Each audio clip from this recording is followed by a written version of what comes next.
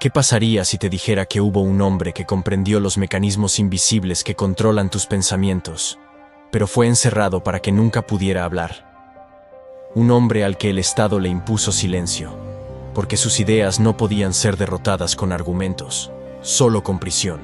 Esta no es solo una historia de filosofía, es una historia de censura, de lucha intelectual en condiciones inhumanas, y de cómo un cuerpo enfermo puede sostener una mente que resiste con furia. Hoy vas a conocer la vida y el pensamiento de Antonio Gramsci, y te advierto, después de este video, jamás volverás a ver el poder, la educación o los medios de comunicación de la misma forma. Gramsci nació en Cerdeña en 1891, una de las regiones más pobres y olvidadas del Reino de Italia. Desde el principio, su vida estuvo marcada por la adversidad. Su infancia fue un campo de entrenamiento para resistir. Su padre fue arrestado cuando Gramsci tenía apenas 8 años, dejando a la familia en la miseria. Sufría de tuberculosis espinal, una enfermedad que deformó su cuerpo y lo hizo vivir con dolor crónico. Pero incluso desde joven, su inteligencia brillaba. Leía obsesivamente y encontró en los libros una forma de escapar de la prisión de la pobreza. Gramsci creció en una cárcel sin muros, la miseria. Y ahí aprendió que la verdadera cárcel no es de barrotes, sino de ideas impuestas.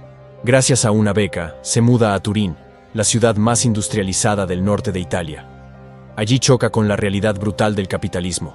Jornadas de 14 horas, explotación infantil, obreros sin derechos.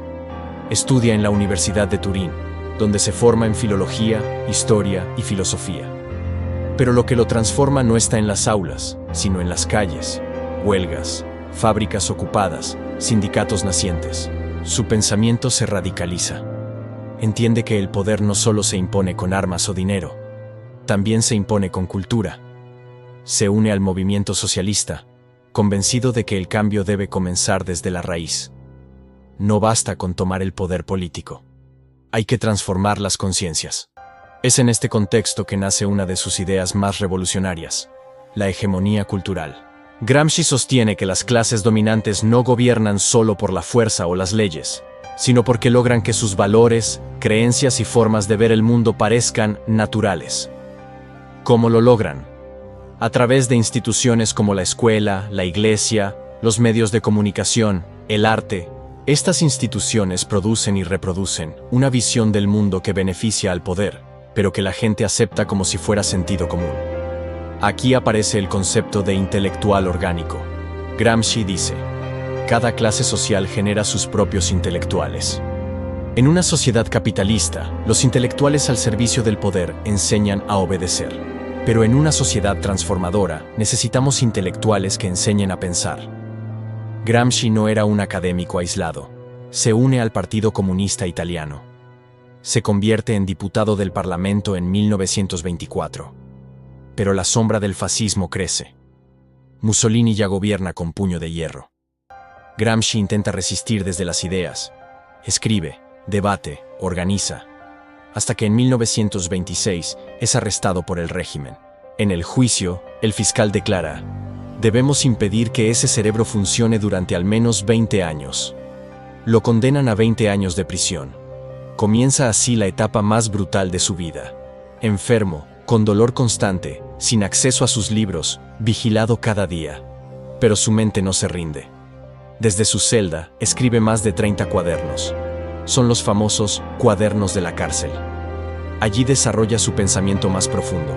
Habla de hegemonía, de cultura, de educación, de historia, del papel de los intelectuales, del Estado, de la moral, del poder, de cómo se construyen las ideas que dominan a la sociedad. Todo eso, escrito con dolor, censura y soledad. Fragmentos como este sobreviven como latidos de una mente que se negó a callar. Odio a los indiferentes. Creo que vivir quiere decir tomar partido. La indiferencia es el peso muerto de la historia. Gramsci escribe con la claridad de quien ya no espera nada, pero lo da todo. Explica que para transformar el mundo hay que librar una guerra cultural. Que la lucha más profunda no es en las calles, sino en las cabezas. Que la verdadera revolución comienza cuando se desmantelan las ideas impuestas. Escribe sobre el bloque histórico, la unidad entre economía, cultura e ideología. sobre el rol de la escuela en la formación del ciudadano pasivo, sobre cómo el poder necesita que tú pienses como él, para no tener que oprimirte con fuerza. Su cuerpo se deteriora, anemia, dolores insoportables, crisis nerviosas. Pero escribe hasta el final. No se rinde. En 1937, después de 11 años de prisión, muere en una clínica bajo vigilancia. Tenía solo 46 años.